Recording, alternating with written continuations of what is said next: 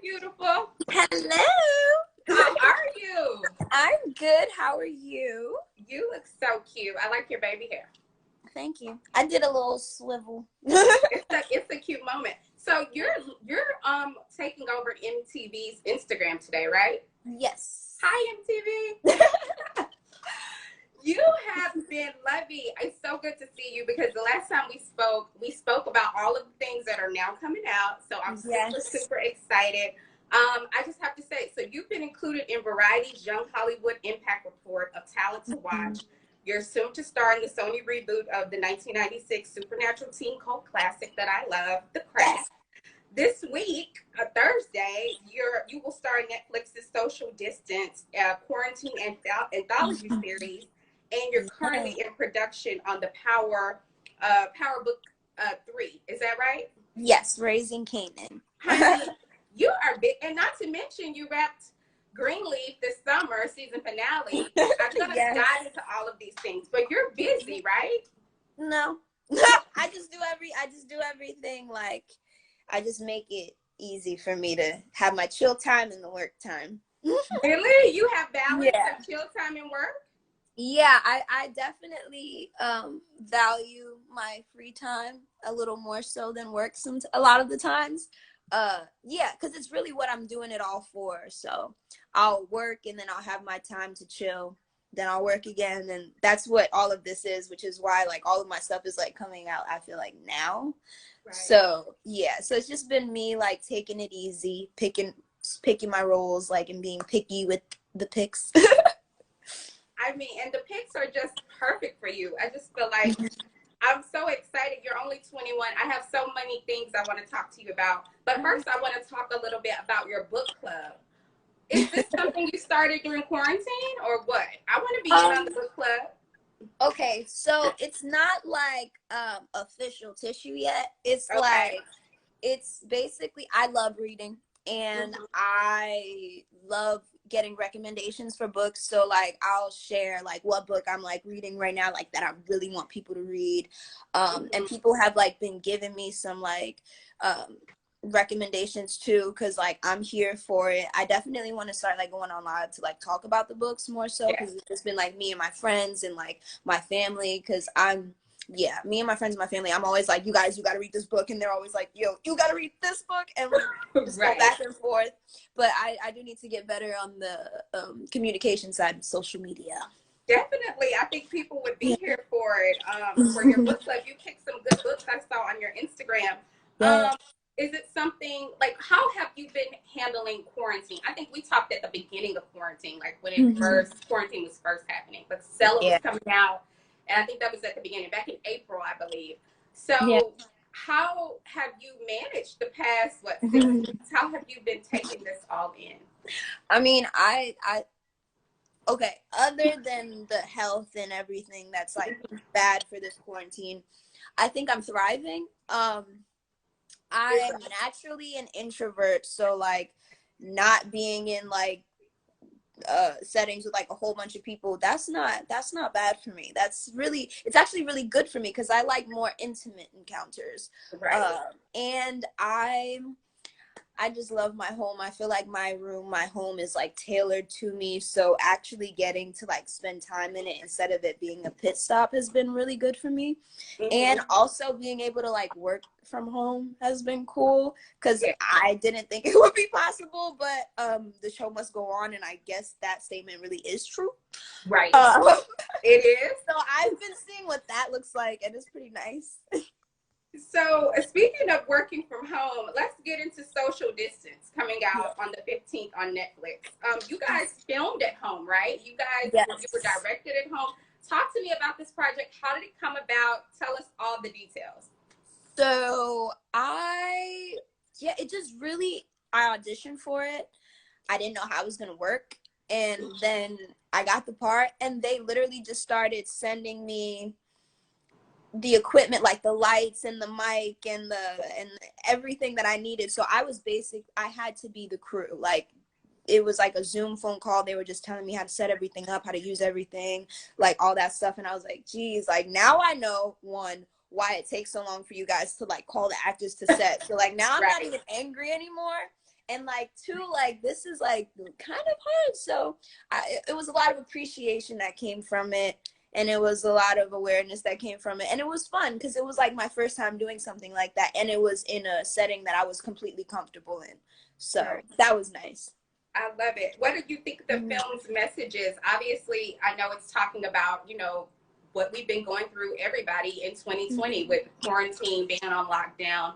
What do you think people will get from watching this anthology series?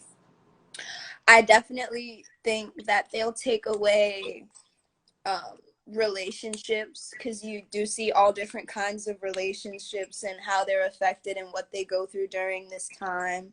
I think people will know that there are different forms of activism. I think people will learn that there's different ways of existence that's just not in the way that we know it to be, you know, like, because we've had to really just adapt and adjust so quick to this whole new, I love it. I'm excited for it. So speaking of 2020 in this film, it's been a lot of people have, you know, mental health awareness day was, I believe, last week. And, you know, a lot of people were talking about the issues that they've been dealing with in terms of mental health, especially in the wake of COVID-19 and the lockdown.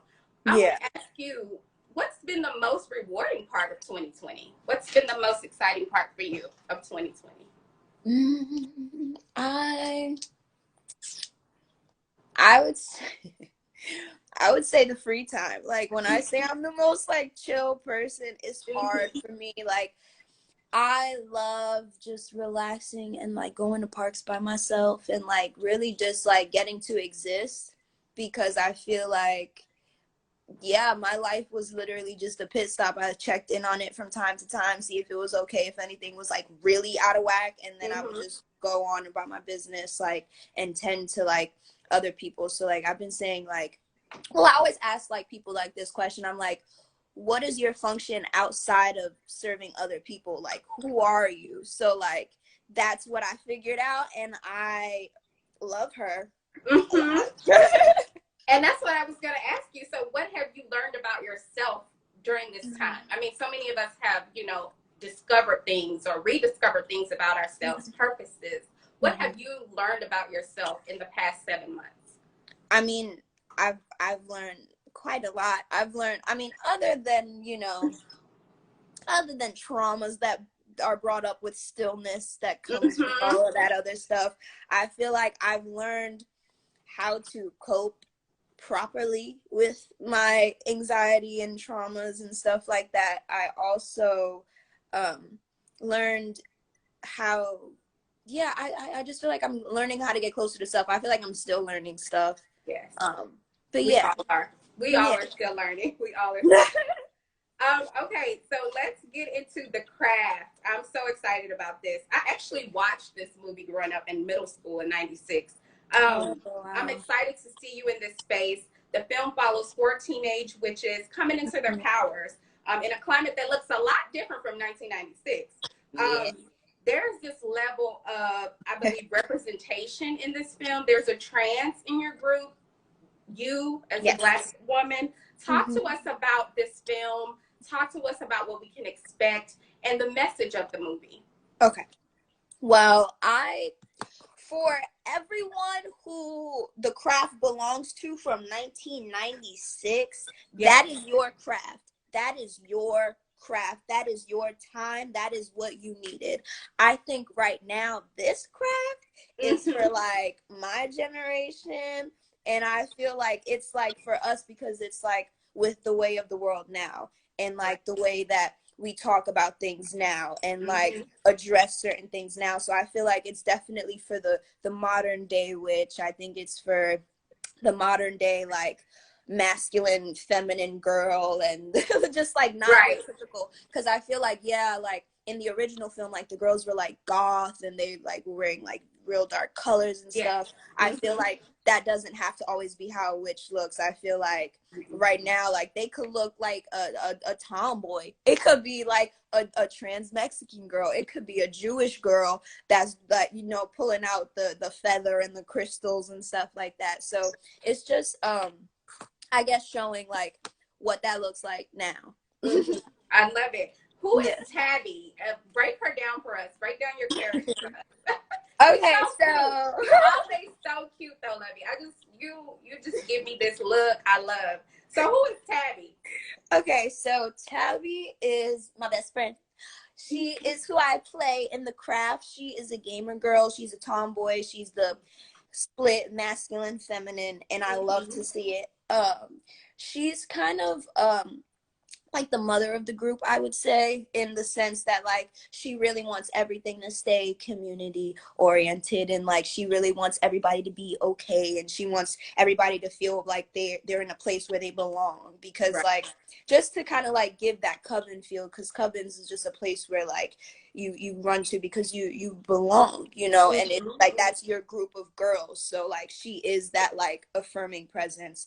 And I also think she's very fiery, like her element. Her element is fire. She lights stuff up in the literal sense of the word, and like, you know, so I love it. I'm really excited for everybody to meet Tabby. I'm really excited. I'm excited too. Now, Lovie, is it true that there was an actual witch on set with you guys? Yeah, we had two. We had two. They were really nice. They like helped us during like rehearsal when we had to say certain things, and we had to like change certain things because there were certain things that we couldn't say. It was really nice. It was like really good guidance, and I'm very appreciative of them because they were also like regular women that you would see, and like I love that like we're using this film to like I guess just normalize what the modern day witch looks like, because we really literally were them. So having them on was just so fun, and I would genuinely be their friends in any lifetime outside. Wow. If we never filmed it, like I love it. How can people watch The Craft? Because obviously we're in quarantine, so it comes out on October 28th. How can people tune in to watch it? So I'm pretty sure it's going to be on Amazon Prime and on demand, so they can watch it there. Okay. Will it be in theaters at all? Like for some of the places where theaters are open? I'm not sure. I'm not sure about that. Yeah. Well, let us know if it is. For the people that want to go out to the theater and watch, I can't wait for it to come out. Oh, me either. I cannot wait. Power Book 3. When we spoke about it, you couldn't really go into detail last time. What can you tell us now? Like, what is going on? When is it coming out, girl? We're ready. Have you been watching Power Book 2? I have not seen Power Book 2. Okay. I haven't really seen Power, which I know is bad, but I'm waiting for the prequel to come out so that I can just like jumpstart everything from there. Right. In regards to like when everything is like airing and stuff, I'm not sure, and I don't want to spread rumors, and I don't want to look at you spread any rumors, but definitely. Oh Lord. But my character's name is Davina, and she is one of my complex characters that I'm really excited to play, because I love messy characters, and I love the more that's going on, the better for me, because that means I have to understand a lot more and like open up my mind to a perspective. Which is my favorite thing to do with acting. So we don't know. 2021 is what I kind of heard. It's speculating. What? Possibly, maybe 2021. Maybe 2020? No, the end of 2020. We're almost at the end anyway. Okay. Yeah, we're creeping there. Don't get into trouble. Okay, Greenleaf. Okay, the fan favorite, everybody's favorite, Zora Greenleaf. The show just wrapped in August, the series finale, but there's a spinoff coming. So, I mean, I'm trying to figure out where you go. You're in New York. You're headed to New York. So what are you going to be on the spinoff? What can you tell us?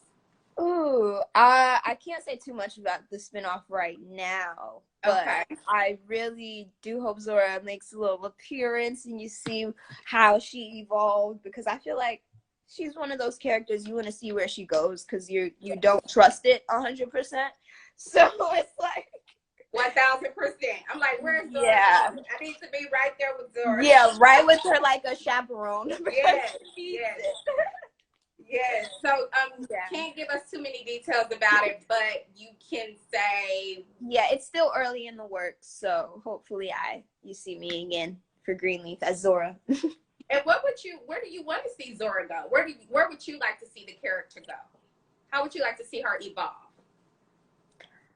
Oh, I don't even know. I just want to see Zora happy. Like, I just want to see her happy and like have it be like at like no cost to anybody else, you know?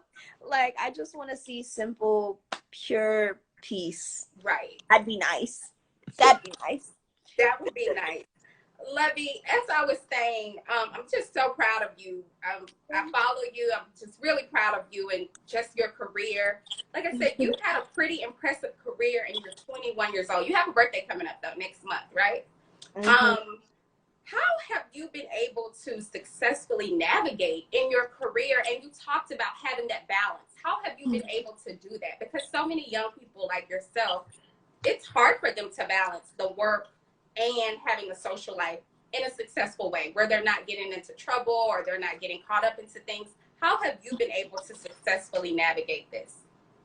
I mean, it's been pretty easy for me. Like, I feel like it's just like everybody else, because like as much as like I'm in the industry, I'm not really involved with the industry like that. Like, I love it.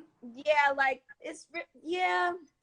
I just kind of focus on what I want to do and what stories I want to tell. And then after that, yeah, everything else just kind of falls into place and I have like some free time. It's been pretty chill. It's just literally taking my days one at a time, and I have a grounding family. So that's pretty cool to have, and grounded friends. I feel like growing up in New York, I've lived in so many lives, like starting at the age of like 12. So yeah, I feel like I've seen so much, and yeah, I'm really just chilling. I love it. I love that you're so unbothered, because some people get like older people. Yeah, I mean, you get caught up in this industry, right? And get caught and up I in think the bells and the whistles and lose focus. So yeah, I think I'm also not looking for fame. Like, that's just not what I'm looking for. Like, I don't want people to look at me and be like, that's a celebrity, because I think that's gross. Only because I know the way that people look at celebrities, and I'm not that, like, at all. Like, I'm the furthest thing from that. So I think that's where they could get caught up too, because then you kind of lose yourself in the sauce. Yes. Lovey, what advice would you share with our viewers today who are, wanting to bet on themselves and take risks? They're wanting to launch a podcast. They're wanting to, start a new job. They're applying in the wake of, what's going on right now. What advice would you give to our viewers on betting on yourselves and taking the risk?